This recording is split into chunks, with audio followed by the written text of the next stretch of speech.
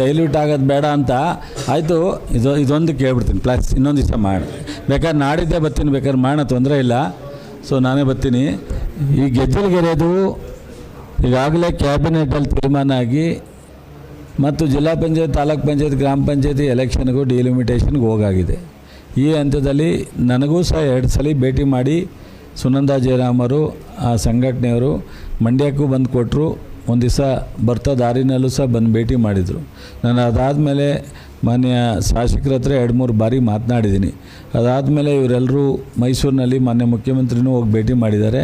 ಮೊನ್ನೆ ವಿರೋಧ ಪಕ್ಷ ನಾಯಕರುಗಳು 2 ಸದನದವರು ಸಹ ಬಂದಿದ್ದಾರೆ ಅಲ್ಲಿಗೆ. ಬಟ್ ಇದು ಆಲ್ರೆಡಿ ಎಲ್ಲವೂ ಪ್ರೋಸೆಸ್ ಕಂಪ್ಲೀಟ್ ಆಗಿರೋದ್ರಿಂದ ಶಾಸಕರು ನಾನು ಎಲ್ರಿಗೂ ಮನವರಿಕೆ ಮಾಡಿಕೊಟ್ಟಿದ್ದೀನಿ. ಅಲ್ಲಿ ಕೆಲವರು ಒಪ್ಕೊಂಡಿದ್ದಾರೆ, ಕೆಲವರು ಒಪ್ಪಿಲ್ಲ.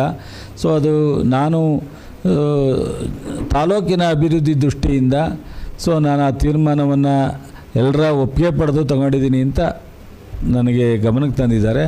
ಆದರೂ ಇವರು ನಮ್ಮದೊಂದು ಊರಿನಾರೆ ಬಿಡಿ ಅಂತಿದ್ದಾರೆ. ಅದನ್ನು ಶಾಸಕರ ಹಂತದಲ್ಲೇ ತೀರ್ಮಾನ ತಗೊಂಡು ಶಾಸಕರು ಏನಾದ್ರೂ ಮೊನ್ನೆ ಮುಖ್ಯಮಂತ್ರಿಯವರಿಗೆ ರೆಪ್ರೆಸೆಂಟೇಷನ್ ಕೊಟ್ಟಾಗ ಮಾತ್ರ ಅದನ್ನೇನಾದ್ರು ಮಾಡಲಿಕ್ಕಾಗತ್ತೆ. ಅದರಿಂದ ಶಾಸಕರಿಗೆ ನಾನು ವಿನಂತಿ ಮಾಡಿದ್ದೀನಿ, ಇದನ್ನು ಮತ್ತೊಂದು ಸಲ ಅವ್ರ ಜೊತೆ ಮಾತನಾಡಿ ಏನಾದ್ರು ಅದನ್ನು ಅವರ ಕನ್ವಿನ್ಸ್ ಮಾಡಿ ನಿಮ್ಮ ಉದ್ದೇಶವನ್ನು ಅವ್ರಿಗೆ ಮನವರಿಕೆ ಮಾಡಿಕೊಡುವಂಥ ಪ್ರಯತ್ನ ಮಾಡಿ. ಇಲ್ಲ ಅವ್ರು ಏನು ಹೇಳ್ತಾರೆ ಅದನ್ನಾರು ನೀವು ಕೇಳಪ್ಪ ಅಂತ ಹೇಳಿದ್ದೀನಿ. ಈ ನಾಗಮಂಗಲ ಪ್ರಕರಣದಲ್ಲಿ ದೊಡ್ಡ ಶಾಮೀಲಿರೋದ್ರಿಂದ 2 ದಿವಸ ತನಿಖೆ ಮಾಡಿ 3ನೇ ದಿವಸ ಅಣ್ಣ ಇಡಿಸೋದ್ರಲ್ಲಿ ಯಾವುದೇ ಅನುಮಾನ ಇಲ್ಲ ಅಂತ ಹೇಳಿ ದೊಡ್ಡದಾಗೆ ಮಾಡ್ತೀವಿ. ಅವರು ಏನಾದ್ರು ಸಲಹೆ ಕೊಟ್ಟರೆ ಅದನ್ನು ತೊಗೊಂಡು ಮಾಡೋಣ.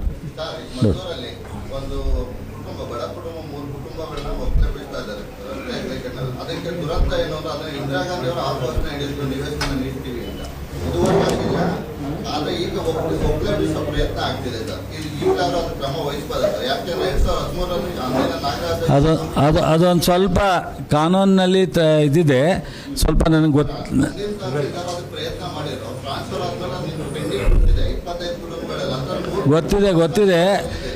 ಕಾನೂನಿನಲ್ಲಿ ಅವಕಾಶ ಇಲ್ಲದೆ ಇರೋದ್ರಿಂದ ಒಂದು ಸ್ವಲ್ಪ ಅದು ಆಗಿದೆ. ನೋಡೋಣ, ಅದನ್ನ ಇನ್ನೊಂದು ಸಲ ಪರಿಶೀಲನೆ ಮಾಡ್ತೀನಿ.